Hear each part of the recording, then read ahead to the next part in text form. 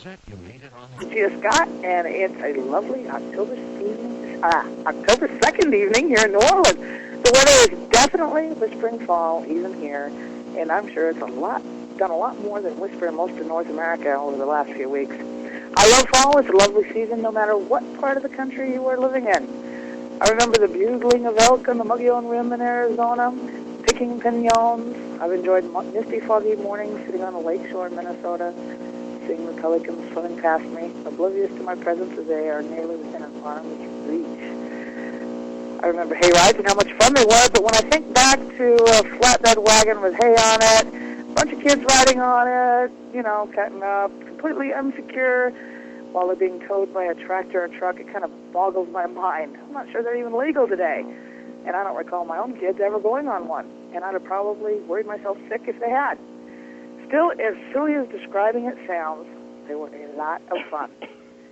Now, have you ever seen shocks of corn or ever heard an old steam thresher start up to thresh wheat or oats? A lot of you may not even know what it means to thresh grain, whether by hand or steam-powered machinery.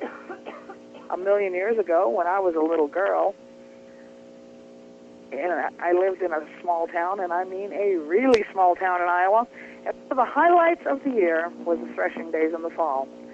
Our neighbor had collected and maintained a number of the old steam farm machines, and he was always one of the stars at the threshing days. I remember those machines, too. They were massive with huge steel wheels, brightly painted because he kept them up just like they were new, and they made a lot of noise. And when they would be running the grain going into one wagon, the straw in a pile, it was an amazing thing to a kid. The old-fashioned fall festivals and fairs also always featured food. Women would compete for ribbons for their baked and canned goods, guarding recipes more closely than a national secret. Every organization would be present with a food booth, raising their money by selling what everyone would want, something good to eat. Each region had its own favorites, too, and I've tried many foods at a fair. Some live on in memory as fantastic. Some left me wondering how anyone could enjoy them at all. One of the biggest surprises, and I mean biggest literally, was my first Navajo taco. We had one each, and one would have practically fed the entire family. It started with a base of fry bread bigger than a dinner plate, and then it had beans and lettuce and tomatoes and onions and salsa and cheese piled on top of that. It's still something I will occasionally make when I get friends together, thanks to that same woman that served me that very first Navajo taco, teaching me how to make the fry bread her way, too. When you think back about it, fall is filled with traditions of sharing. Everything is about the fun of fall. It involves sharing, from bobbing apples to festivals, because what fun is it to stick your head in a washed tub of water in search of an apple, unless there are people to laugh at you and then be laughed at by you, too. It's a time to share your traditions and to share other people's traditions. It's a time to help others and be thankful for what you have as winter approaches. Part of that sharing is done in storytelling and teaching. Sharing knowledge, even if it's merely knowledge of a story. Fall was once upon a time when every child, every member of the family, was put to work helping to preserve the fruits of the summer for the winter's lean times, and thereby learn skills that would help them to be able to provide for their own families. Today, our lives are not usually agrarian in focus, and we live far differently than our great-grandparents did. We are probably healthier and live longer, but sometimes I look around at the people sitting near me at a stoplight where we've been waiting not too patiently through 3 cycles to get our own chance at darting through that intersection and moving on towards our goals. And I wonder, are our lives really better? We are always in a hurry. We wake up to the shriek of an alarm clock and leap out of bed to hurry and get ready for work, still exhausted and sleepy. We gulp down a coffee or maybe have a fast breakfast of liquid nutritional beverage. Or maybe we decide to do the fast food thing or skip it altogether. We rush off to work where we're focused on being as productive as possible according to the clock. The clock then announces it's lunchtime, so we rush off to lunch once again. All too often, find a hurried meal of fast food or junk food so we can hurry back to work. When the clock announces that we're done for the day, we rush home, hurrying to do errands along the way. Dinner is a hurried meal, after all. There is television, chores, kids, and social events to deal with. Somewhere in between, we have to fit in bill paying, too. Then the clock announces it's time to go to bed, but we've been rushing all day, never a moment to think. So when we lay down, our minds get a chance to go to work. Sleep is elusive, but that clock is there, demanding that we sleep in the allotted time before the alarm goes off and we do it again. It's a ridiculous rat wheel sort of life. Hurry, spend, and hurry to do it again. Too many commitments, too little time, too little money. We even hurry to have fun on a vacation. I mean, come on, a European vacation with 27 countries in 13 days? Talk about doing like Europe. I'm not the only one that has made this observation. I've watched many friends putting back their lives to a more manageable level, and I've done it myself. I've cut out everything that wasn't adding to my life, and even now I'm awful busy. Friends who couldn't understand the need for some downtime went along the wayside too, because I finally began to realize that it's my life and it's time to do it my way. A few months ago, tonight's guest was on this radio program, and I thoroughly enjoyed talking with her. She also sent me her book, playbook, and CD. And while I have to admit I've not really managed to get with her program, her CD has won the Geo Merit Award because it's fantastic listening in the car while traveling. I find that it really does make me think about a lot of things in a much more positive way, allowing me to consciously make adjustments in my life that I want to make, discard those that are being forced upon me. Washali is a most gracious lady as well as being very generous, and tonight she is giving away 3 sets of her book, playbook, and CD to the first 3 callers with questions. So folks, listen sharp for that toll-free number, get your questions ready, and we're going to start our interview. Washali, can you hear me? I can, sweetheart, and I got to tell you, I'm going to be thinking about a Navajo taco the entire night now. Now, you are in the right neighborhood to get one. I absolutely am, yep. Yeah, they're very good, I have to admit that. And, the first time I actually had one was in Arizona, in Tombstone, Arizona. In Tombstone? In Tombstone, Arizona. I was there doing some paranormal work with some friends, and we were walking down the street, and there was somebody that, had one of these kind of local vending little outlets, and they were selling Navajo tacos, and got to tell you, when you get a good one, you get a good one, and it's, it's everything that every time you get one after that, you always compare it to the first one. Yeah. Yeah. And it's true. One can feed a whole family, can't it? Yeah. And I grew up in Southern California, and we've got plenty of, Tex-Mex food and Spanish, Mexican food, but they don't have Navajo tacos there. No, it's something I think that's unique to, Arizona, New Mexico, because, it just kind of goes with the territory. I've also had them with mutton stew on top of them instead of the beans, and that's good, too. Oh, yeah, so that's a mutton stew, huh? So they throw a little Irish curve in there. Oh, well, the Navajos do like mutton stew. Oh, do they? Yeah. That's an interesting tidbit. You didn't know, huh? I didn't, but obviously they're people of good taste, and I totally endorse it. Yeah, as you drive through the reservation, you will often see signs, fat mutton here. So just as fair play, I just thought I'd let you know that every now and then, if the subject of Navajo tacos comes up, I just want you to know that it's completely your fault, and I'm totally blaming you. Okay. Well, now to get kind of with what we're supposed to be doing, for the members of our audience who aren't familiar with you, would you please introduce yourself to them and tell them a little bit about who you are and what you do? Sure. So I know the name is challenging, and the name is pronounced Washali, and it's a Sanskrit name, and it's a name that a spiritual teacher gave me. And I'm the author of the book, You Are What You Love. And if you go to my website, which is, you can either go to youarewhatyouLove.com, or if that's simply too many words for you, you can go to Purple V, purple like the color purple, V like vivacious, V like very. You can go to purplev.com, and there you'll see I have a book, a playbook, and a book on CD. And the book is called You Are What You Love, and the playbook is You Are What You Love playbook, and the book on CD is You Are What You Love condensed version of the book on CD. And I also gave out individual sessions, and I have an internet radio show that's also called You Are What You Love.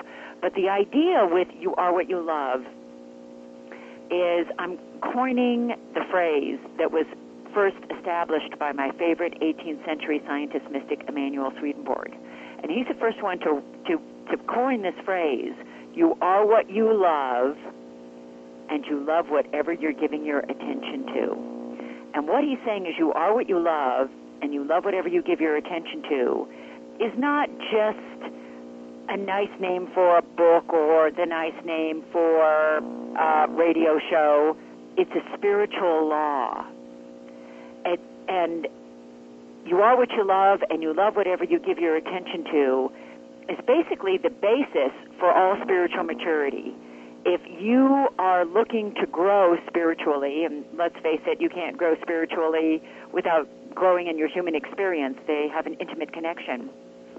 That when you choose to move forward in your life and really claim a self-empowerment life that you came here to realize, you have to understand you are this spiritual law. You are what you love, and you love whatever you give your attention to. And the idea behind it is that our awareness, our consciousness, is love. It's inseparable from love. It is our spiritual identity. And I know this seems foreign because a lot of times in the West we relate to something we love as this means it's something that we like, something we have an affinity for, something that there's like an emotional or romantic connotation around. And that's a very myopic definition. When we're defining love on a spiritual level, you are what you love, and you love whatever you give your attention to, it's understanding it under the umbrella of this bigger spiritual context that our awareness is inseparable from love. So when you're giving your attention to something, when you're giving your awareness to something, you're imbuing it with the most powerful force in the universe, which is love. So what that means is if you're worrying all the time, you're thinking about, what's the next worst thing that's going to happen, I don't have enough time, I don't have enough money. If you're worrying all the time, then you love being unhappy and miserable and stressed out. You actually love it.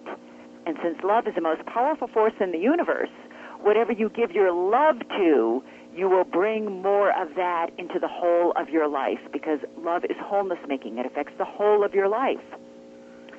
Or on the other hand, if you choose to give your attention to something that lives in a more truthful, liberating place, like, I don't have love, I am love. And no one and no thing on this planet has the power to change that. Then you bring more of that into the whole of your life.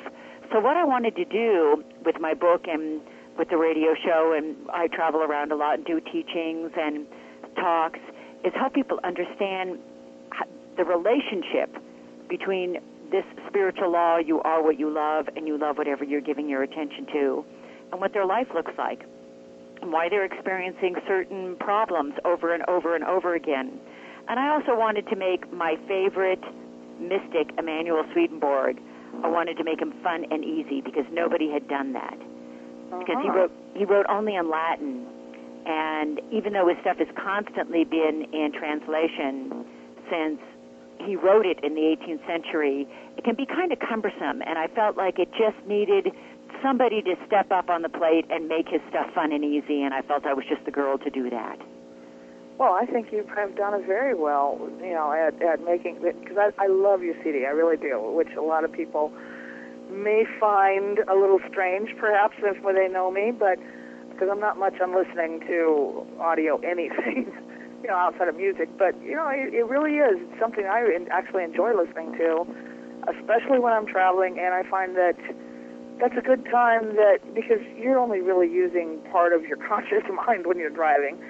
It's a good time when you can let the back part of your mind work on other issues. And I find that it makes me think and examine things. And it's true. There is a portion of the mind we're using. We're basically on autopilot. I mean, how many times have you driven down the road and stopped and realized that you don't know how you got where you're at, that there was a chunk of time where you weren't really driving? You know what I mean? You really were on autopilot. Yeah. It's a little frightening sometimes. You think, well, what if something had happened along the way? But, so far I've survived it. And I do drive a fair amount, like most Americans, so There's sometimes it's long distances, and you zone out, especially on the interstates. And let's face it, Americans are so fond of multitasking that if you can listen to the radio, listen to some, book on CD while you're driving, we really feel like we've been successful in our human experience. I'm one of those very strange Americans that don't watch TV. Oh, you don't watch TV? No, my daughter is coming to visit, and I'm going to have to dust it off and make sure it still works. It hasn't been turned on in almost a year, literally. I just never watch TV. The only way I can really tolerate TV is if I'm also reading a book and on the internet. TV just moves too slow for me. I don't get the concept of being enthralled in a passive activity and watching a fictional program. It's a concept that escapes me. And that's because you're a woman ahead of her time. Well, I'm just, I'm told I'm very weird, but that's okay. I like being weird. But now that we did that little serious introduction bit, I'm going to ask you an off-the-wall question. Yeah. So just be thankful I didn't get this question off a restaurant wall. What is the fall memory that makes you smile the most? The fondest Navajo tacos. Besides Navajo tacos. Yeah. The fondest memory that makes me smile the most? Oh, fall memory. Fall memory. Oh, fall memory. Yeah, fall memory. I remember when I lived in San Francisco, and I lived in San Francisco for almost 20 years, and the Bay Area gets a lot of fog. And the particular part of San Francisco that I lived in, between June and August, you don't see the light of day. I mean, I'm serious. The fog is so intense and so thick that every time you look out the window, there's just this constant rolling gray cloud. And you have to leave that section of San Francisco if you want to see flowers blooming, and you want to remind yourself that the rest of the world is not wrapped up in this cumulus cocoon.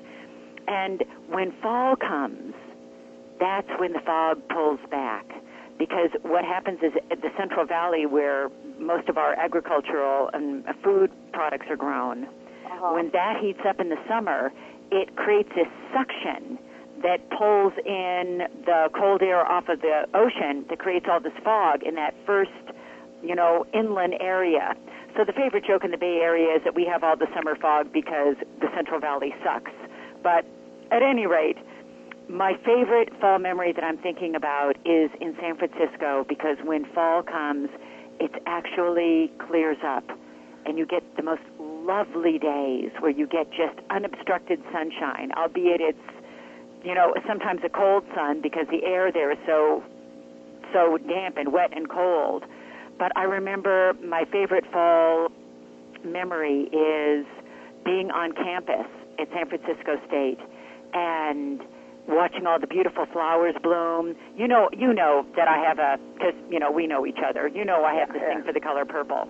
Yeah. And it just so happens at San Francisco State University, their colors are purple and gold.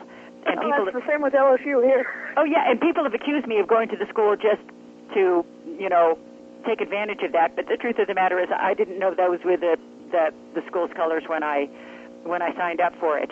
But I remember a fall day walking through, and they've planted all these purple, because apparently there's not a plethora of gold flowers, but they planted all these purple plants. And I remember walking across campus and just seeing the vibrancy of all these flowers coming out, because the fall is really their summer. And it being the kind of weather when in that part of San Francisco in the summer when the fog rolls in, you're wearing polar fleece all the time. You're wearing gloves. You're wearing turtlenecks. I mean, it's cold, girlfriend. It is cold.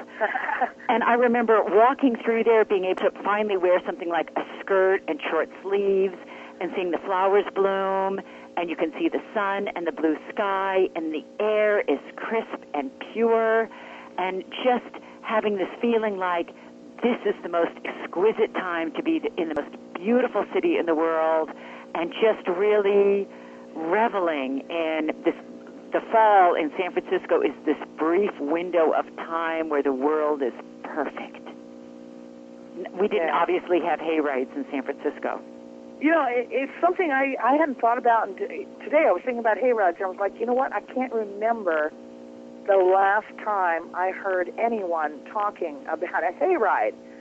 It was probably when I was a kid. You know, it's like this must have gone the way of the dinosaurs and the threshing machines. You know, I got to tell you, honestly, the last time I think I heard about a hayride was in like a Bing Crosby movie. Well, I haven't ever seen one, so yeah. You know, hayrides are something that is definitely old-fashioned, but I remember, you know, they would do them like the Boy Scouts, the Girl Scouts, the 4-H groups, all these various youth groups. It was considered a healthy, supervised teenage activity. You know, so you were packed off to the hayride, and, you know, you do them before ball games or after ball games and whatnot. And, yeah, you know, it was something that we did a lot of when I was a kid during football season. And I think about it, I'm like, you know, a flatbed wagon, bales of hay. Why was it fun? I don't know. You know, I don't know why it was fun, but it was. Well, you know, I'm glad you brought that up, because from a spiritual point of view, what the purpose of life is to share more. It's to share more love. It's to share more fun. It's to share more honesty. It's to share more relevant truth. It's to share more happiness. And that's basically, I mean, the hayrides boil down to sharing a social event, of sharing a moment where it's not about performing, it's not about doing, it's just about being in that moment and relating to the environment and relating to the social situation for the sheer joy of it, for the sake of it, without any other agenda. So I could see why it brought value, because it brings you into this quality sharing mode, which is what life is really about. And, you know, when you look back on your life, when I'm imagining it from this present life, I'm sure I've had many deathbed experiences and many lives, but from this present moment, I got to imagine on my deathbed, that's what I'm going to be thinking about, is all the quality times and moments that I shared with people that I loved, or maybe a stranger I didn't know, but we shared that quality moment of enjoying the day and wishing each other well. Yeah, exactly. You know, and that relates, you know, there again, I remember a few years ago my sister was contemplating going back to school, which is something she wanted to do very much, but she was worried about her finances, et cetera, et cetera. She might, you know, she could make it, but she wasn't sure she'd make it as well as she likes to, you know? And I said, well, you know, look at it this way. You're an old lady, you're in a nursing home, and you're sitting around in the day room with all the other old people, and everybody's sharing what they did in 2002, and you can say, oh, in 2002 I paid all my bills on time. I was never late a day. Or you can say, in 2002 I did this, this, and this, and I had a great time, and sometimes I paid bills late. On your deathbed, you know, I don't think you're even going to remember the times you didn't pay your bills. I don't think it's going to matter. You're going to remember what it is you did, the people you saw, the things you shared, the people you loved, you know, all that kind of stuff. I don't think you're going to worry about whether or not you had 17 Visa cards and did the Europe vacation. Exactly. Yeah. Right. Yeah. It's all going to boil down to what we were talking about, the meaning and purpose of life, which is to share more. And when people say to me, well, how do you know it's to share more? I mean, okay, Vedantic psychology teaches, you know, Eastern psychology teaches that the purpose of life is to share more, but how do you really know? And the answer is, you can prove it to yourself. When you're in a situation where you're sharing more quality time, more love, more truth, doesn't your life suddenly have more meaning? And when you're reflecting back on your deathbed at your life, isn't that the purpose that you're looking at in those last moments of inexhaustible honesty that can't be faked? Yeah. I don't remember. I've seen it recently. Somebody sent me an email, something about, you know, one of those forwarded emails you get. And you seem to get the same ones 3-4 times a year. But this was something to the effect of, you know, life isn't about he who looks best on his deathbed, but it's more like, you know, hey, I don't want to die looking good. I want to go sliding into my grave on a banana peel, hollering and going, whoa, what a great ride. I'm with you, girlfriend. Yes, absolutely. And I want to go there not being retentive about what I did or didn't do, but with just absolute unabandoned, unself-censored joy for the opportunity to have a human experience. And, when we're talking about this, and we're talking about, slipping on the banana peel and enjoying and saying, what a ride, all that's packaged in that comes with the entire caveat of the human experience, which is without those moments that were challenging, that were where we felt depression or we felt hopeless or we felt powerless, without those moments, how would we know when we are enjoying the ride? How would we know when the ride gets good? You can't realize, the absolute pinnacles of joy unless you have also been able to experience absolute depths of the pits of the worst. It's only when you walk through difficult experiences that were really, really devastating are you really able to appreciate those pinnacles of joy and how high they really are. And, this is the conversation worth having. This is what we came to do, to discuss and have and examine and look at and get real about. Because, honestly, when what I want to challenge our listening audience to is how much of your time are you, just losing energy on stupid things that don't matter at the end of the day, let alone on your deathbed account, your deathbed review. How much of the time do we allow our life to get whittled away by things that are meaningless?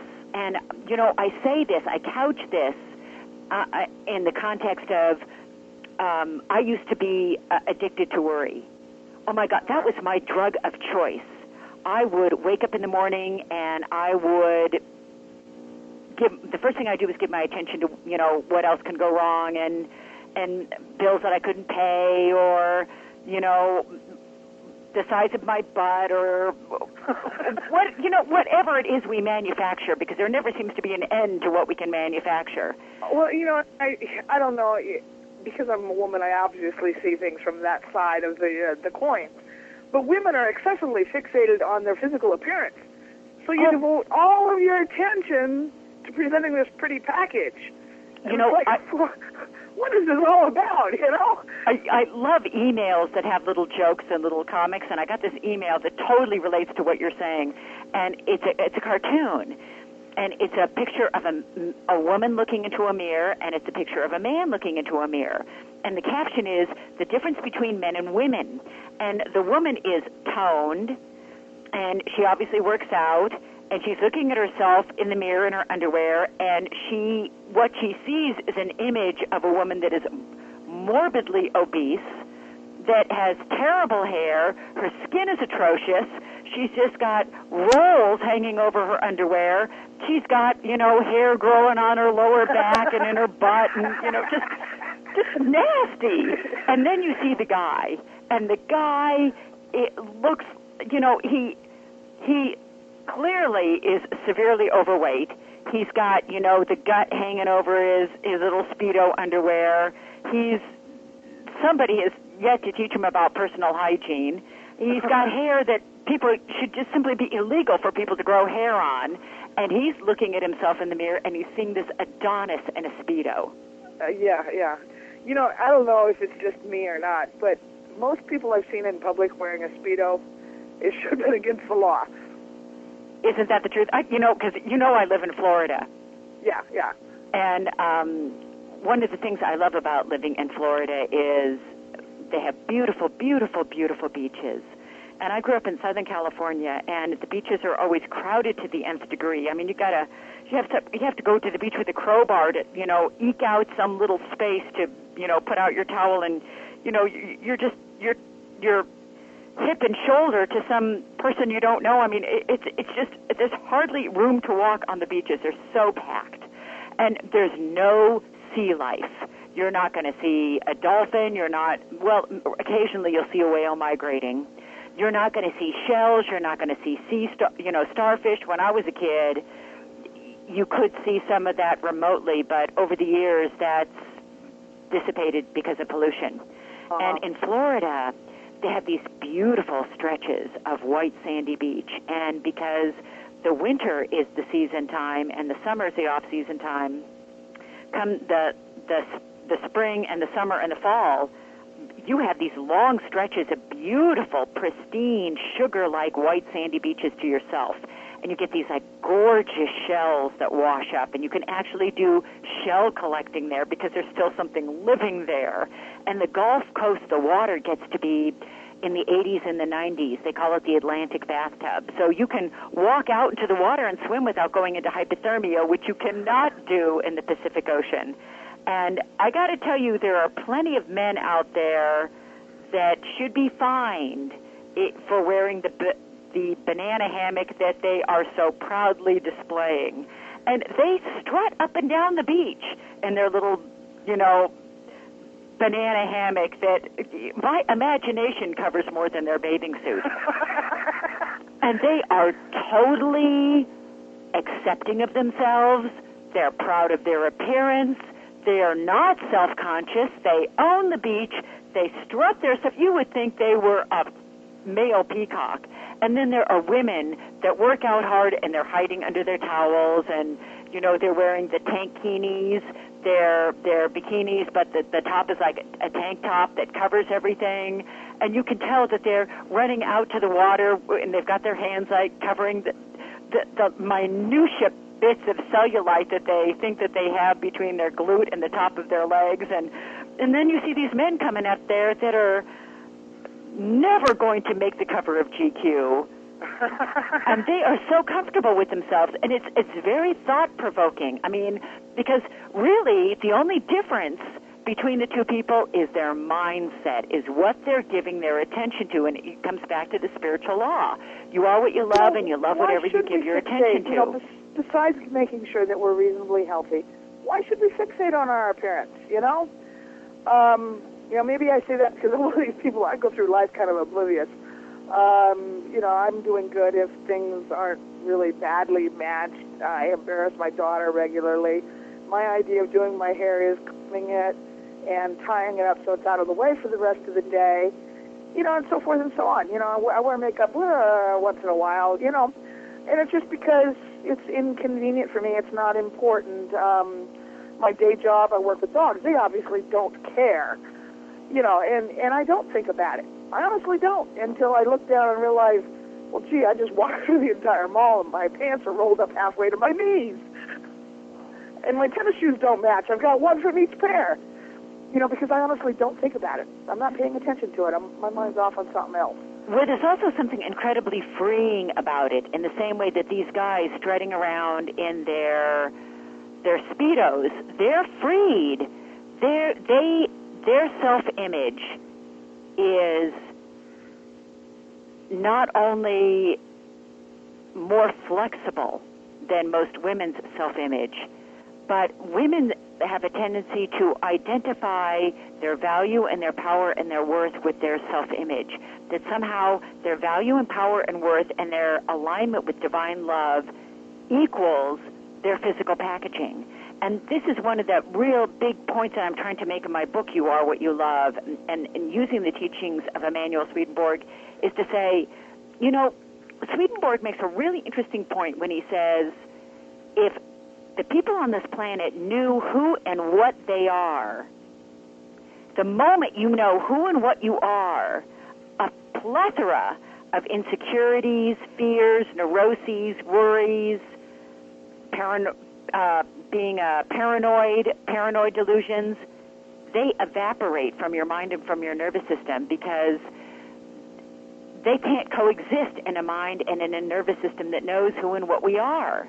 And he says, this is the bottom line. You do not have love. You are love. And no one and no thing on this planet has the power to take that away. And there may be plenty of people in your listening audience that are saying, okay, no, duh, I don't have love, I am love. But, let's put them in the bathing suit test. If you put on your little bikini bathing suit, do you know that you don't have love, you are it? Do Do you know that you don't have value, power, and worth? You are it? Or does it depend on how you look in that suit? It has to be a pretty stiff one, especially for the over 40 crowd, because, at that moment when you put on that bathing suit, your self-image in the mirror are going to have a big argument. I don't care how bad your eyes are going to get. That mirror is not going to be your friend, and I don't think I would want to walk around in a bikini. I think at that moment my self-image would go, oh, you're out of your ever-loving mind. Exactly. That when we understand that intellectually we may know that we are love, we don't have love, but the point that I'm trying to make with so many people is, it doesn't really matter what you intellectually know or don't know. You know what matters? What you live, because that's what you really know is what you live. And how many women go through a divorce court and know they don't have love, they are it? How many of them go through a series of atrocious dates and know they don't have love, they are love? How many of them come into swimsuit season and know they don't have love, they are love? And what would it be worth to you to have a relationship with your spiritual identity, to have a relationship with your alignment with love that isn't based on the gyrations of the physical world, that no matter what body weight came or went, what fashions came or didn't come, what nip and tuck you did or didn't get, your relationship with knowing that you are love and no one and no thing on this planet has the power to change it, what would that be worth to you? Oh, that's actually what our goal is in life. I mean, most of us are stumbling over cinder blocks trying to get there, but we intellectually know that's where we're trying to go. As soon as we get over, these lumps and bumps and canyons in front of us. Exactly, and that's the point I want to underscore. As soon as we get over this or that, well, the whole point is for us to own our spiritual identity unconditionally. So if your spiritual identity is there when the conditions are right, you don't really have an unconditional relationship. You have one. You have a fair weather friend relationship with your divinity. And nobody came here to the planet Earth to cultivate the most superficial, minutia level of authentic connection to their identity. Nobody came here for that. We came here to take the bulls by the horn. We came here because the whole Earth is the cause and effect universe, as Edgar Cayce likes to call it. The planet Earth is the cause and effect Earth. This thing happens, it creates that effect. So we're here to allow every cause and effect to come up, and for the bottom line for it to equal, go ahead, throw your best at me. I can be diagnosed terminal. I can have varicose veins. I can have a bad divorce. I can get in a car wreck. I can not pay my bills. I can be losing my hair. I can be having sagging grandma breasts. It doesn't matter. I don't have love. I am love, and no one and no thing on this planet has the power to change it, and that's my story, and I'm sticking to it. Because I think it's something that most of us work towards, and sometimes we're doing the baby step thing, 3 steps forward and 4 steps back, then 5 forward and 2 back. So, gradually, we're, like I said, we're struggling to get there. Yeah. And I watch so many of my friends, they look at themselves as being valueless unless they're in a relationship. Oh, that's another huge issue for them. It's like, come on, you are a great person without a boyfriend in your life. Come on, get with the program. You don't have to have an attachment in order to be someone of value. Oh, God, I'm so glad you brought that up. Yes, that I hear that condition regurgitated and restated and revalidated and reinvested in by so many women I know when I have this relationship. And, my first response is the most important enduring love affair that you're ever going to have is the one that you have with yourself. Exactly. And wouldn't that be the one worth cultivating? Because if you don't have that richness, you don't have anything to share with Prince Charming. So Prince Charming shows up, and you hate yourself, and you have nothing to extend, nothing to share. You have no fertile environment for there to be meaningful connection. What good is Prince Charming if you don't love yourself? Exactly. And Prince Charming isn't going to notice you if, I guess, I really, they're all out to catch a man. There's all these old stories about, catching a man and validating that if you don't have a man in your life, you're a spinster, you're a this, you're that, you're a, like it's some horrible disease. And,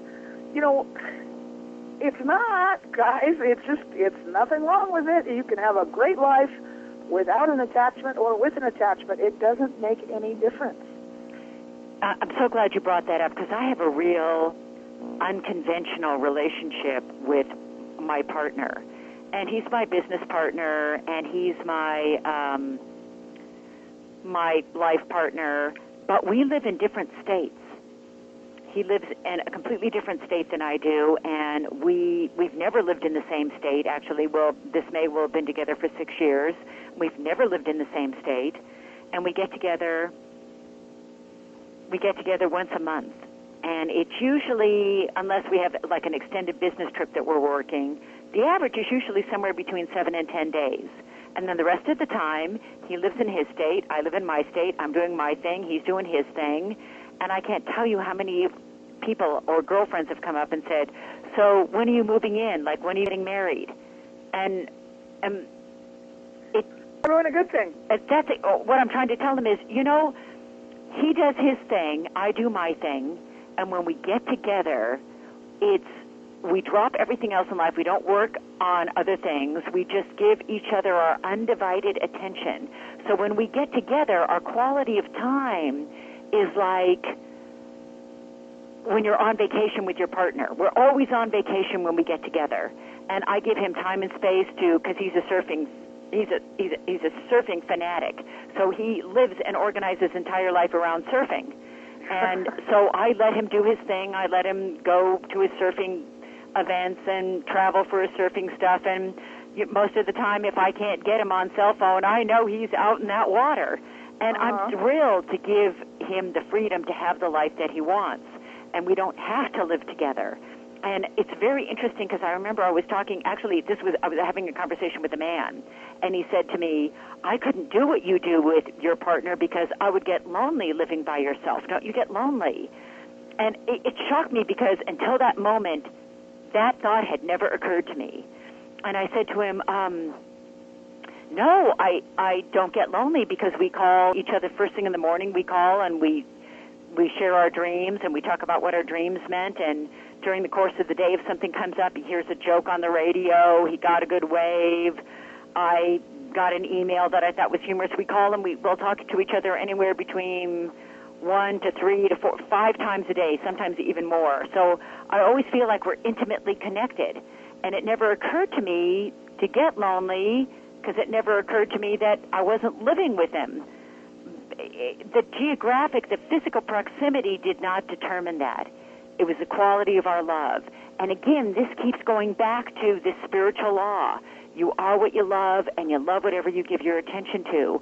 And that moment that you reach out to somebody that you love, whether it's an email or it's a phone call, and you're sharing a moment, and you're sharing that moment out of a feeling, a closeness to them, that closeness that you feel is more authentic and more real than the geographic locations of the physical bags of protoplasm.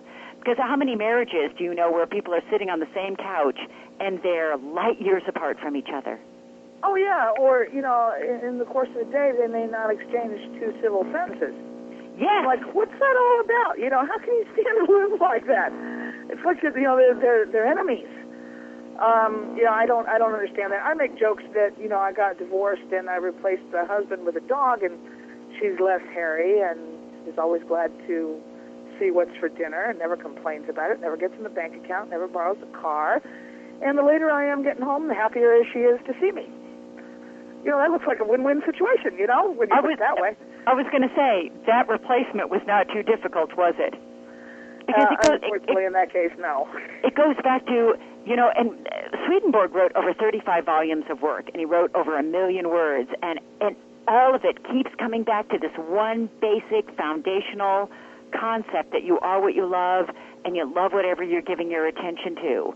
And the reason that you have such a successful relationship with your dog is because it never occurs to your dog to not trust you and love you unconditionally. Your dog knows not to give its attention to anything that is outside of connecting with you on what is most serving and most life-enhancing for both of you. You know, it's interesting, on one of my internet radio shows, I have this animal communicator that comes on. And well, hang on with that thought just a second. Okay. We need to go to break. So, folks, please stay tuned, and we'll be back in just a couple of minutes with the Donna Shades.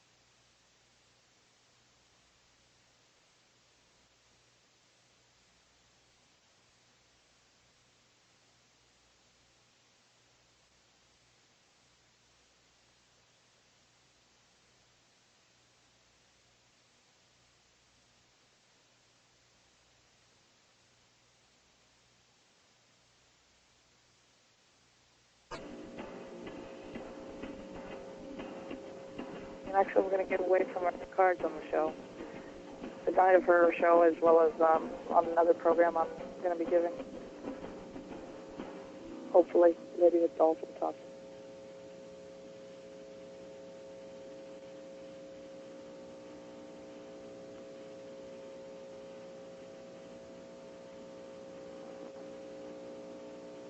Welcome back to the Dawn of Shades. I'm your host, Gia Scott, and we're talking tonight with our guest, Washali, the author of You Are What You Love. Before we get back to our discussion, I wanted to make a couple of announcements. We're going to host an off-the-air discussion group on October 4th from 7 to 9 Central Time in Pal Talk. It's a chance to talk to like-minded people about the topics that interest you. To join us, just go to www.paltalk.com and download the program and create a free account. It will be the Dawn of Shades room in the miscellaneous category. You can get all of this information and much more on my website, www.giascott.com. Now, if you want to call in your questions for Washali, the toll-free lines are now open, and it is a chance to win a copy of Washali's book, You Are What You Love. So just dial 1-877-786-0562. Now, we were talking about animals just before we went to break so quick.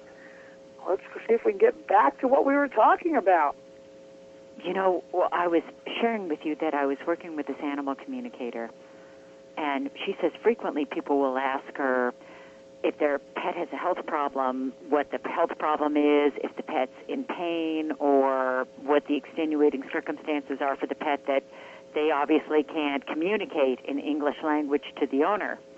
And the communicator was saying, you know, the thing about animals is they understand this law that you are what you love and you love whatever you give your attention to. And animals, she said, instinctually will not give their attention to anything limiting. And she said, well, I could ask them over and over again, are you in pain? What's the problem with your health? And she said, if it's a limited situation, they are extremely reluctant to go there. And she said they may eventually, if you wear them down by asking them enough, they may give you an answer, but they'll immediately change the subject to something that they like, something that they love, something that is not limiting. And she said so it can be challenging to communicate with an animal and get the animal to tell you what their problem is because they're evolved enough to know there's nothing in it for them to give their attention to anything limiting. It's us more evolved beings that don't seem to get that. Well, you know, I find, because I work with dogs during the day, and I find that working with dogs, there's no pretense, okay? You can't pretend to like them and get by with it. You can't pretend anything and get by with it. They just see through the pretense. Oh, yeah, your pants are down, your cover's blown. They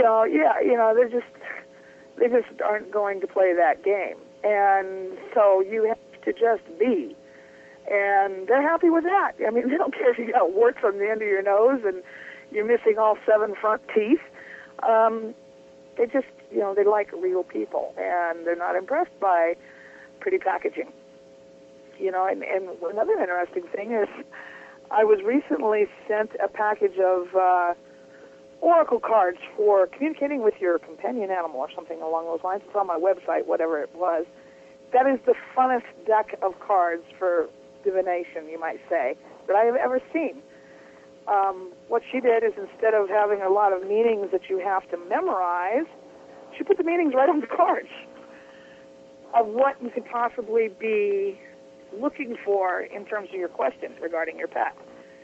And they were a lot of fun. I have a friend that's a tarot reader, and, I had her look at them, and we had a lot of fun with them. It's simple, and it makes you think about, not to say that you're going to get all your answers about communicating with your pet, but it makes you think about what you already know, really. Right. And that's because when you spend a lot of time with your animal, you know when something's wrong. So it just kind of makes you focus on what the real issue is. Because like I said, there is no pretense with animals. I know that my dog absolutely adores certain things. Buttered toast and ice cream are her 2 favorites. Oh, that is so cute. Oh yeah, she will kill for a piece of buttered toast. And ice cream, oh that's she loves ice cream. And the first time I saw her with ice cream, it was actually in Texas. And the air conditioner had gone out in the Jeep, and it was just really, really hot. She's a very hairy dog. So she was miserable. And I was trying to think of a way to make her a little bit more comfortable. The logic is give her something frozen to eat, lick, whatever. And, of course, everyone knows who's traveled through Texas. There are a lot of Dairy Queens there. And I stopped at one and got her an ice cream cone and put it in her dish. And she snuck up on it like it was a monster that was going to get her and sniffed it. And finally took a taste. And then it was like, she looked at me like, where have you been hiding the good stuff? Oh, yeah. My cats will put out for some ice cream or some yogurt. There's something about that dairy richness and sweetness. But that is, yeah, you're right. Anyone who's traveled through Texas knows that there is no lack for Stuckey's or Dairy Queens. Yes, those are two staples you could just about count on every exit from the interstate. In fact, I saw a sign someplace in Texas that said, it showed the Dairy Queen sign that says Texan for stop. Oh, that's hysterical. The Dairy Queen is Texan for stop. That is hysterical. And I thought, oh, that's so true, because I've never seen so many Dairy Queens as when you're driving through Texas. There are just a lot of them. And my dog greatly appreciates them. Oh, yeah, I would imagine. Obviously, for obvious reasons, I don't take my cats on a lot of cats car aren't rides. Really the road warriors the dogs can be. No, they're not. Well, mine does fine. Her first road trip was the Max Exodus from New Orleans for Katrina, and that was her first road trip. So, that was her first experience. She's not thrilled with them, I have to admit. The sight of a carrier sort of gives her fits. It means either the vet or we're going to evacuate. Oh, that's what it means for her now. Oh, yeah. She figures it's either shots or evacuation, and she didn't like either one. I bet. Yeah. But, we have to do that departure thing, which, knock on wood, everybody assures me we're not going to do this year. And hopefully Florida won't do either. Well, if you're looking at the calendar date,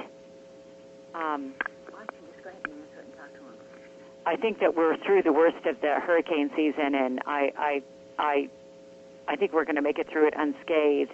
It never ceases to entertain me when you're listening to the weather experts, and they're telling you in February, March, and April how many named hurricanes are going to be 6, 7, 8 months later. Like, how the hell do they know?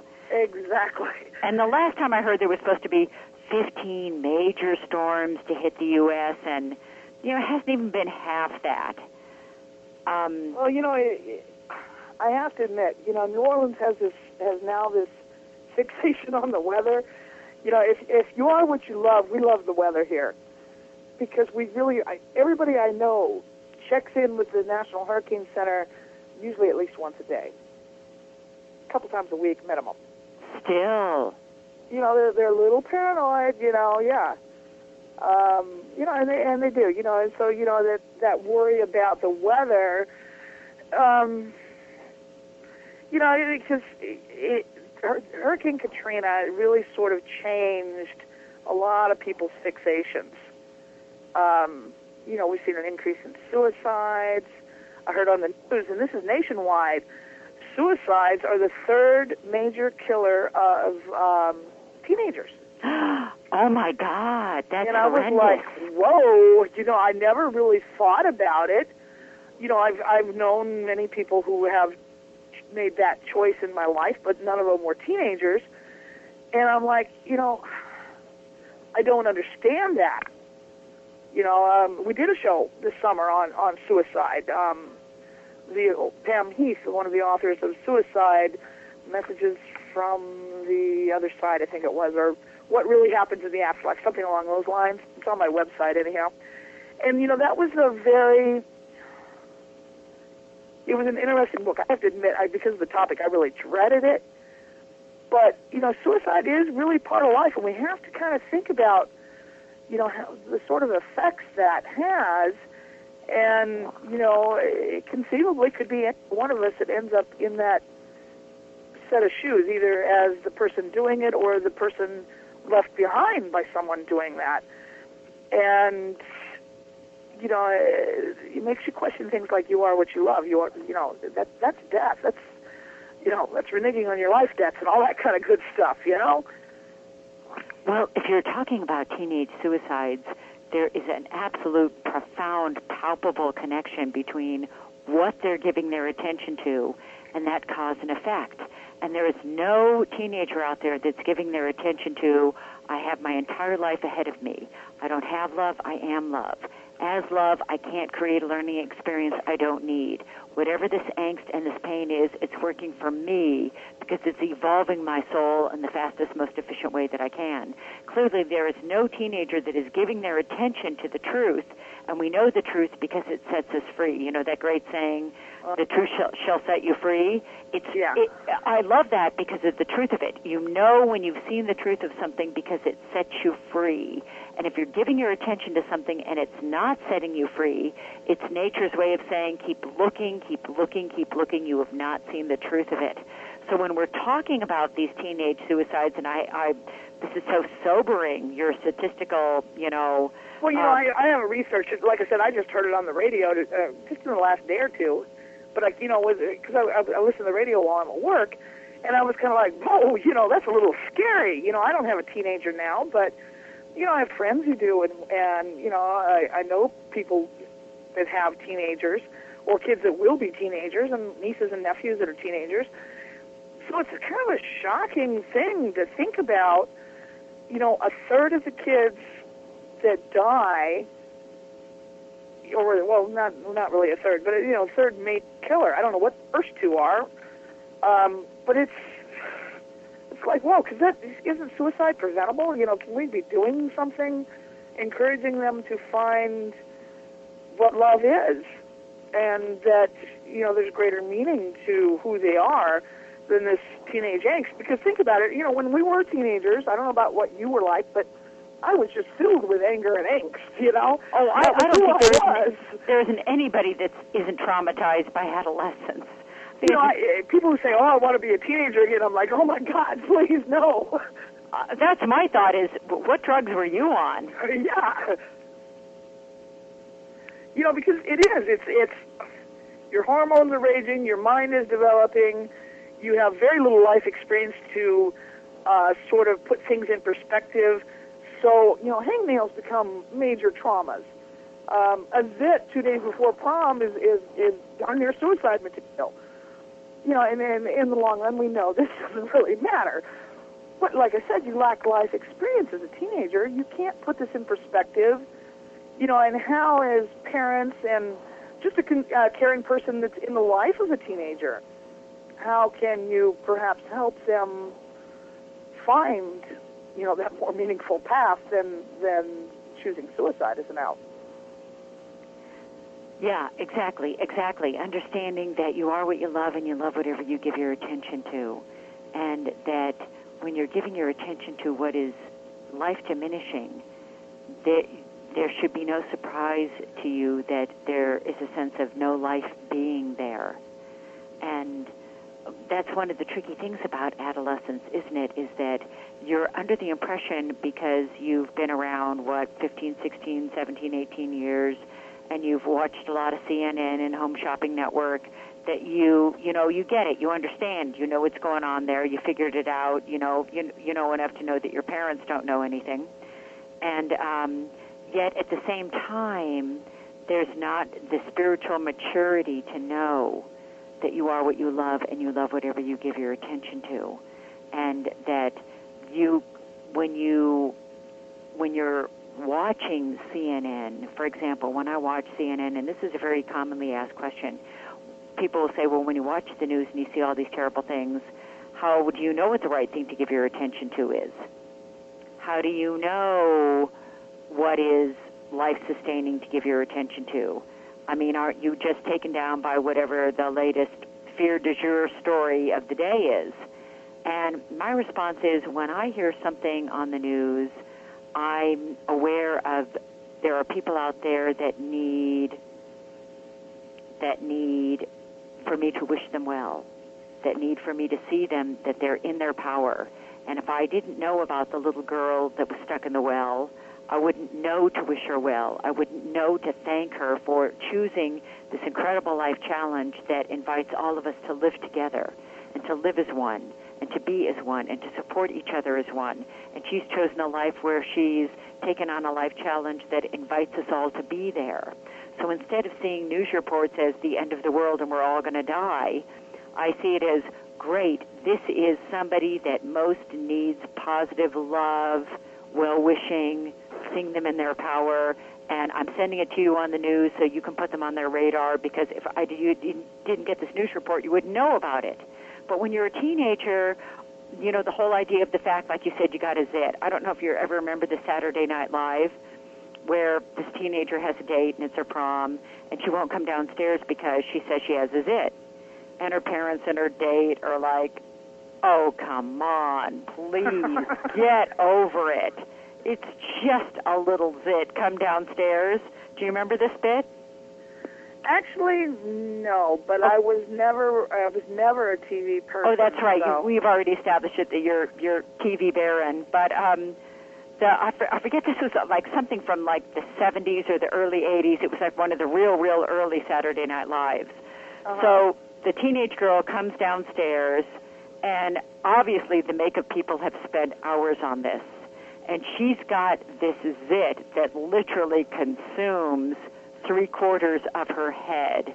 I mean, it's a miniature monument to Vesuvius in full explosion. And it's got the red thing with the white snow-capped end. I mean, it's just, when she comes down the stairs, you see the zit a good 30 seconds before the rest of her face and body comes down the stairs. I mean, it extends that far out.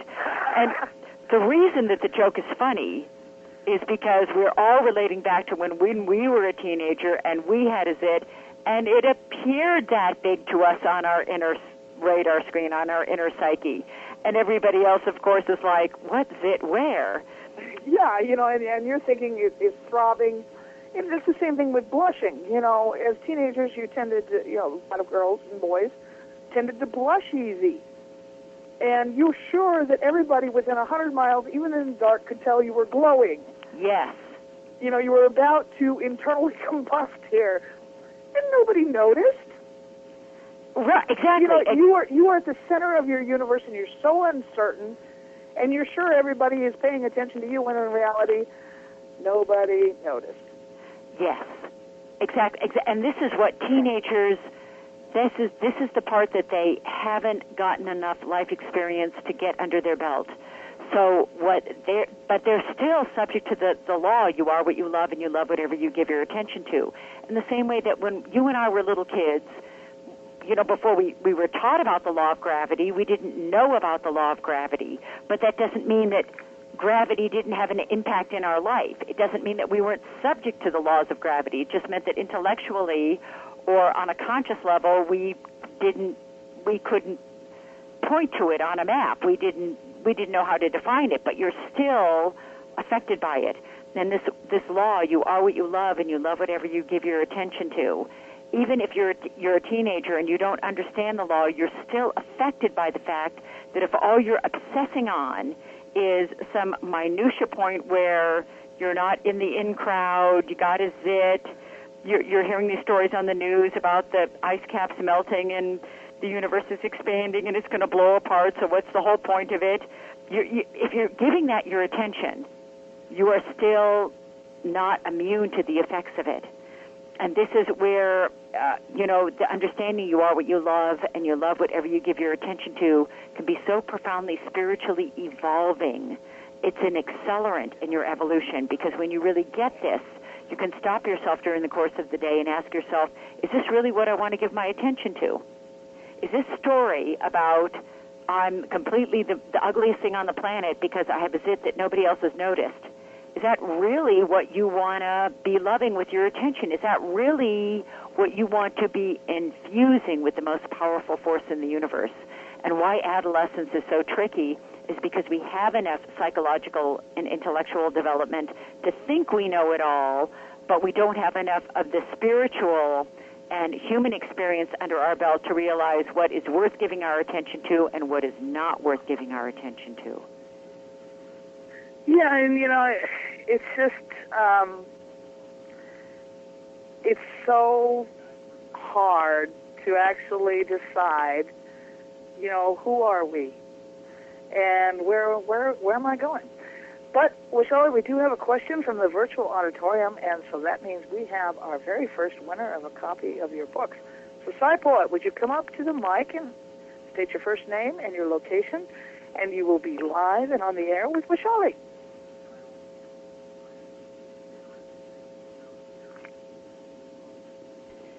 Hello?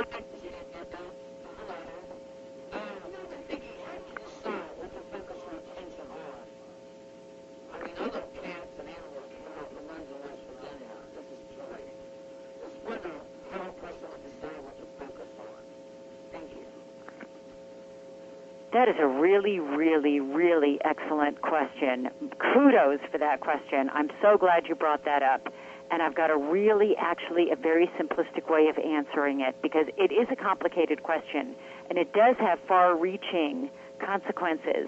And it's a question that every single person who's listening can relate to, and I'm sure is on the edge of their seat saying, yeah, that's right. What is worth giving your attention to? I like my cat and my dog too, but come on, what is worth giving your attention to? So thank you so much for coming up with that question. You've got your finger really on the pulse of the human experience. And this is the way I want to answer it. What we give our attention to in the physical world affects where we live spiritually. And Emanuel Swedenborg had the best definition of heaven and hell that I've ever heard. So I'm going to do a direct rip-off, and I'm going to steal it right from him because he's public domain and I can, and because nobody said it better. And if I'm not doing justice to the emotional and psychological baggage that some of the listeners may have about heaven and hell, I'm just going to apologize for that straight out. But this is what he says. Heaven is a place or a state of being that is unlimited. And hell is a place or a state of being that is limiting. So when you give your attention to something, when you're in the physical world, and you give your attention to something that is unlimited, you spiritually live in a higher place, a more heavenly place. And when you give your attention to something that is limited, you live spiritually in a limited place. For example, because I've talked about, being very honest about I used to have an addiction to worry. I used to worry all the time. And what I found is that worrying is a hellish existence. And the reason that worry is a hellish existence is because it's giving my attention to a limited thing that forces me to spiritually live in a limited place. Here's the bottom line. Whatever you give your attention to in the physical world, it equates to where you live spiritually. So when it comes to what is worth giving your attention to, here's the bottom line. Only what lives in an unlimited place. It's not worth giving your attention to anything limiting unless you want to learn more about how there's nothing in it for you to live in a limited place. If you haven't gotten that, if you still think there's a payoff in worry, if you think you're still justified in giving your attention to something limiting, if you still are under the impression there's something there for you to live in a limiting place, then give it your attention. Because as Richard Bach, the writer Richard Bach, the Jonathan Livingston Seagull writer wrote, if you fight long and hard enough for your limitation, it's yours. So if this is what the bottom line is worth, what it's giving your attention to, only what lives in an unlimited place, only what takes you to an unlimited destination, only what feels unlimited to your mind and your nervous system and your life. What is not worth giving your attention to is anything that takes you to a limited place. So I'm hoping that was pulling the slot machine and getting all sevens for you, we broke that down without giving every example in the universe. We broke that down to a way that makes the most immediate practical sense in your life. What is worth giving your attention to? What is unlimited? What is not worth giving your attention to? What feels, looks, and takes you to a limited place. That's it's kind of a rule of thumb for life in general, because absolutely, relationships that are limiting, well, I can't do this because I'm friends with so-and-so, or I can't do this, yada, yada, yada. That's a limiting relationship, and do you really need that in your life? I mean, be it a person, whatever. And then again, I think, well, sometimes I make choices not to do things because of my dog. Is that a limiting relationship? Well, no, not really. No, I would say not, because you're not being limited by, okay, I can't do this because I have the dog. What's affecting your relationship is, I love my dog. I care for my dog. What's important for me is to create a reality that not only manifests what I need and where I want to go, but one that respects the health of my dog and keeps our relationship healthy. And there's nothing limited about that. Well, yeah, because, I have a big dog, and she's very protective of me, and she has long since earned every dog cookie she'll ever get. But as part of that responsibility, relationship, yes, she protects me, but it's my job to protect her, too, because there's things in the world she just doesn't understand. Like cars. They don't, really register as to what damage they could do to her. And so forth and so on. So it's my job to protect her as much as it is her job to protect me. Absolutely. And you see that relationship as fair and not as a burden, and something that you are delighted to engage in because you'd rather have this problem than not have your dog. Oh, exactly. I still feel in the long run, I really have the best end of the deal in a way. I'm with you, girlfriend. She's laying here right now chewing on a cow hoof. Yum, yum.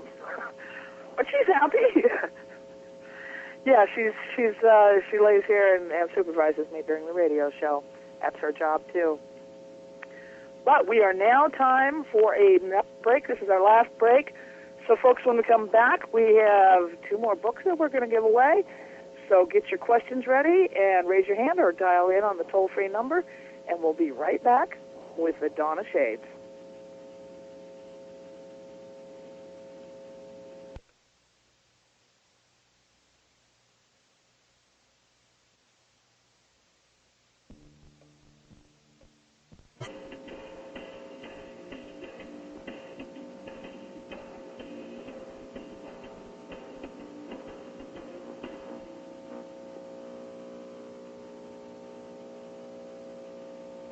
Welcome back to the Donna Shades. I am your host, Gia Scott, and we are talking tonight with our guest, Vaishali, the author of You Are What You Love. Before we get back to our discussion, I did want to make a couple of announcements. We still have 2 sets of Vaishali's books to give away. And all you have to do is raise your hand in the virtual auditorium and ask a question, or call in on the toll-free number, which is 1-877-786-0562. We're also going to host an off-the-air discussion group on October 4th from 7 to 9 Central Time in Pal Talk. It's your chance to talk to like-minded people and about the topics that interest you. To join us, just go to www.paltalk.com and download the program and create a free account. It will be the Donna Shades Room in the miscellaneous category. You can also get this information about the date and time on my website, www.giascott.com. Now, for those of you who want to call in your question for Vaishali, the toll-free lines are open. Just dial 1-877-786-0562.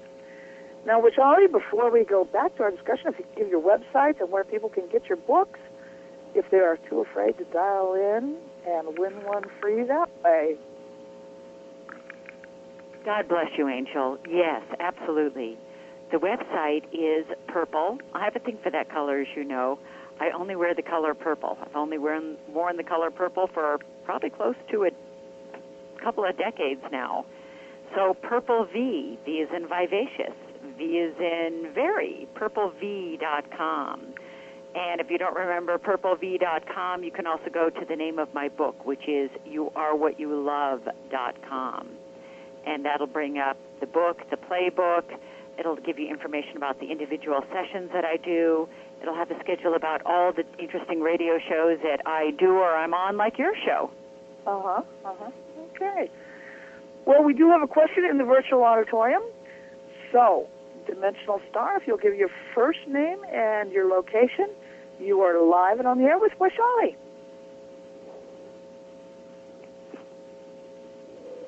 Hi, Waishali. My name is November, and I'm from Oregon. And this is kind of one of those questions that just all of a sudden popped in my head. I was thinking, I have a grandchild, and I was thinking about young children. I know between the ages of 5 and 7, they begin to ask you all those questions. They're thinking, where are they getting this from? But it just occurred to me, if you had a child, say 5, 6, 7-year-old, that came to you and asked, what is spirituality? How would you answer that to a child? That is a really, really good question, girlfriend. Thank you so much for asking that. And it's going to have a surprisingly simple answer, which is appropriate for an audience member that young. What I would tell them is that spirituality and a relationship with divine love and wisdom is the same. And what it boils down to is this. You know, when you have a good friend and you love them a lot and you care about them, there's a quality of consciousness or a feeling. When you think about that friend, you want good things to happen to them. If they're suffering or they're sick or they're in pain, you feel for them. There's compassion that emanates from you to them for their situation of suffering. As you get older and you get married and you have children, there's a relationship, there's a feeling connection you have to your spouse. There's a love that you have for your children. Or if we're talking to a 5 or 6-year-old, maybe they have a pet that they love a lot. Maybe it's a cat or it's a dog or it's a bird or it's a turtle. It's some pet that they love greatly. That feeling that they have for their friend, for their mom, for their dad, for their pet, that is what spirituality is. That's what God is. You know, it's very interesting when people come up to me, and I'm going to take the adult version of that question. People will come up to me and say, well, I don't believe in God. I don't think there's a God. I tell them that's fine. Personally, I don't think it's useful to believe in anything. You should either know the truth or you don't, but I don't know that beliefs are useful about anything. So fine, you know, who cares if you believe or you don't believe in God? And they'll kind of look at me a little strange and say, well, don't you want to convince me that there's a God? And I say, you know there's a God. You just are caught up in the language about God. Because if you're telling me there's no God, what you're telling me is that you don't care about your children. You don't care about your wife. You don't care about your friends. You don't care about anybody. And if you're telling me, well, of course I care about my wife. Of course I care about my children. Of course I care about my friends. That's God. That caring, that loving, that connection of consciousness, that is spirituality. That is God. That's the only thing that's real. You know, that kind of leads. At the very, I'm doing a series, and you're one of the last guests on the series about spirituality, and it's been our topic all through September and the first half of October. And the very first show I did, we were in this series, we were discussing what is spirituality. And, you know, we really didn't ever manage to define it, I felt, very definitively. We more eliminated things from what it was. Yeah, what it's not, right. Yeah, what it's not. And, you know, next week our show is going to be about, once again, what is spirituality. So, you know, in a nutshell, how would you define the concept of spirituality? Spirituality is that connecting, that giving your attention freely, not because you were coerced, not because you felt guilty, not because somebody put a gun to your head, but that freely evoked feeling of giving your attention to something that is life-sustaining, something that is life-empowering, something that is life-enriching, something that deepens your connection to other people, something that allows you to expand your consciousness beyond all the times that you got hurt, to embrace loving and accepting yourself. That's what spirituality is. It's a quality of consciousness that is life-affirming, life-empowering, life-sustaining, that brings you closer to loving and accepting yourself unconditionally and those around you. And I like that definition. I started it off by looking up the dictionary definitions of spirituality, and, for fear of sounding like I was going to be an English teacher or something, I actually read them on the air, and they didn't fit what we were trying to define at all. It was all about seances. It was like, this has nothing to do with what we're trying to define. Right. They're stuck in a very myopic point in time around the turn of the last century, when spirituality had to do with, the Fox sisters and Lily Dale, New York, and the whole idea of seances and connecting to people that have died. And I'm not saying that doesn't have its place, because that's not the whole package. It's an incredible myopic, microscope focusing on the most minutia portion of the program and saying that's the entire experience. Yeah, it's like taking a telescope and focusing it out in space and saying, that's all there is. Yeah, exactly. It was really interesting. I remember I did a radio interview with a guy that had actually had the opportunity early on in his career to interview Timothy Leary. And they were really connecting. He thought they were having great, meaningful conversation. And he ultimately asked him the big question that, we all need to ask and we all need to look at. And he asked Timothy Leary, what's the meaning and purpose of life? And he said that Tim kind of choked and basically kind of said, gee, I don't know. And he looked at me and he said, because I only wear the color purple and, I kind of dress a little outrageous and I advertise myself as a Beyond Karma queen. And I usually, when I show public appearances, have a tiara, a crown, a little scepter, and wear my outrageous outfits, because I tell people if you read my book or come to my talk, you can be a Beyond Karma queen too. And he's looking at me, and he's looking at the purple freak that's showing way too much cleavage and says she's a spiritual teacher and she's dressing in something that when she bends over you see clear into next week. And, he's just having a whole problem with this whole image and he just can't reconcile any of it. And he's looking at me and he's going, and now you come in here, you sing, and I ask you what the meaning of life is, and you know what the answer is. I mean, he just poor guy. I think he had some kind of like psychological overload at the moment. But I find this really, really interesting. And this is the difference between finding people that are giving you wisdom from their heart versus what they know in their head. And that's why the human experience is essential, because when you come from the human experience, you get wisdom that is from what you directly learn from your full-on, full frontal experience with life. Sure, we have wisdom we read in a book. Sure, we have wisdom that's hearsay that we heard from somebody else. But what you really know is what you practice in your life and what you've lived. That's why we have to have a human experience, because it gives us that opportunity to have that level of learning that is in an arena we can't fake. Why is it that we come to the planet Earth and we take a body? Because when you're in a body, you have to feel the consequences of you are what you love, and you love whatever you give your attention to. And if you come here to the Earth and you take a body and you're giving your attention to something that's limiting, you're going to have to feel it here. And that's the best wake-up call there is. Yeah, it really is. I have a text question from the virtual auditorium, actually a couple of them. The first one is, what do you think of the light workers? God bless them. They're doing a fabulous job. I'm thrilled. I would have no problem with getting naked with them in a field and holding hands and running around a circle and going, woohoo, woohoo, woohoo. If we're defining light workers, and, if that was, meant as a joke just because, I like making jokes about being naked in fields. But the bottom line is, if we're defining light workers as beings that are showing up here because they understand the spiritual law, you are what you love, and you love whatever you give your attention to. and they love nothing more than helping people wake up to the reality that there's nothing in it for them to give their attention to something limiting. What a great world, and how sad and void of meaning we would be without them.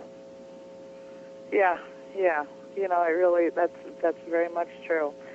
And the next question is, some have contact with aliens. I think they're asking whether or not, you know, maybe how, you know, whether alien contact plays in this universal love and you know, sort of divine love here. Yeah, how does that play in the bigger picture of spirituality and why we're here? And that's a really good question. And what I want to tell them is, I don't know if they're ready to hear it or not, but here it goes. My favorite mystic, the guy that I refer to as my boyfriend, Emanuel Swedenborg. You remember we talked about my favorite 18th century mystic who lived from 1688 to 1772? He actually talks about having traveled to other planets. Not obviously physically, but consciously, like like almost like remote viewing, but more intimately. Instead of remote viewing where his spirit was in his body and his consciousness went out, his spirit and his consciousness went out, and like an OBE. And this is what he says. He says that all of the planets and stars and moons in the universe have a spiritual life form on them. They're not all physical spiritual-based life forms, but they are life forms. They are spiritual life forms. They don't all have bodies because they're not all in the third dimension. But he said that the reason that every planet and star and moon and comet was created is that it was created as a seminary of heaven, that the earth is a schoolroom of enlightenment, that all planets and stars are all classrooms. Some are varying levels of graduate or undergraduate levels of courses, and some of them you need a body for, and some of them you don't. I get the impression that the Earth is one of the few that actually has a nervous system-based, carbon-based physical experience. And may not be the only one, but it's one of the very few ones that do. The other ones are in different dimensions that don't need something as heavy as a bag of protoplasm. But he says that heaven and divine love and wisdom is a very efficient form of consciousness. That's why it's the most powerful force in the universe. It doesn't create things that aren't needed. If it's out there, it's needed. And that means it's needed for one purpose only, and that's for us to realize that we are what we love, and we love whatever we give our attention to. And you can either be... Hold that thought, Washali. We've got a caller on the line. Oh, great. Okay, so if you give your first name and your location, ask your question.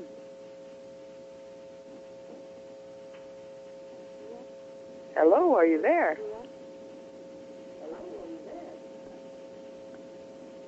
Okay, turn down your computer and speak up a little bit louder. We're having a hard time hearing you.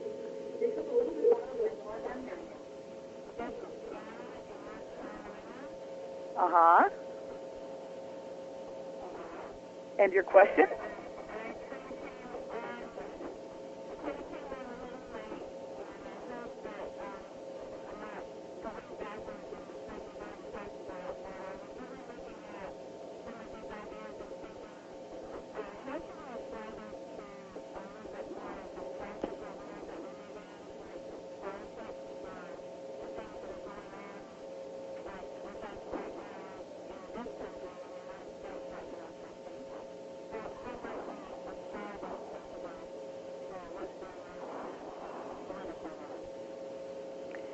Okay, Jana, that's a really good question, and we've got a few minutes left, so I'm going to try and compress a question that is deserving and worthy of longer than 3 or 4 minutes into 3 or 4 minutes. So forgive me and bear with me, Jana, but this is the bottom line. One of the things that my favorite mystic, Emanuel Swedenborg, says, and I write about this a lot in my book, You Are What You Love, and Gaia, I want to go ahead and give everybody that's called in, including Jana, I know she's outside of our 3-book minimum, I want to give them all a book and a book on CD and playbook. So go ahead and get her information, and I'm going to make sure she gets it, because the answer to her question is in the book. One of the things that my favorite mystic says is this: follow this through with me. You don't have love, you are love. You don't have value, power, and worth. You are it. You don't have God consciousness. You are God consciousness. And he says, because you don't have love, you are love. That means that you have to be God consciousness, because when was love separate from God consciousness? When was love separate from value, power, and worth? So these aren't things that you have. Nobody can take them away from you. You can't lose them. They can't be diminished. You don't have them. You are them. And he says, follow this through me, with me. As God consciousness, as love, the most powerful force in the universe, how can love, how can God create a learning experience of itself it did not need? Let me repeat that. How can love, the most powerful force in the universe, how can God create a learning experience of itself it did not need? It can't. God can't create a learning experience of itself it did not need. That means that everybody is creating what they need when they need to, and to create enlightenment in the fastest, most efficient way they can. Because as God consciousness, as divine love, you don't have the power to do anything else. You don't have the power to create a learning experience you didn't need. Anyway, Shelley, I hate to cut you off, but we are out of time. Oh, the bottom line is this. How it plays out in your present life, trust your life. You're creating what you need. Trust other people. Don't judge them. They're creating what they need. Excellent answer. You have been an amazing guest, and I'm immensely grateful for this opportunity to speak with you again. And if the audience has had even a single percentage of the fun that I have had, they will be anxious to hear you again. And I'm sorry the show's come to an end, but folks, that is it. I have just a few things to remind you of before we go. Next week, November Hansen from the Voice of the People will be on with me as we discuss spirituality. We'll be hosting an online discussion in Pal Talk on October 4th, and the information is available on my website at www.giascott.com, along with information about upcoming shows. So with that, we're out of time, and I bid you all good night and hope to see you again next week. And I hope you also find the illumination you need for your own personal path. Thanks, Gia. Hey,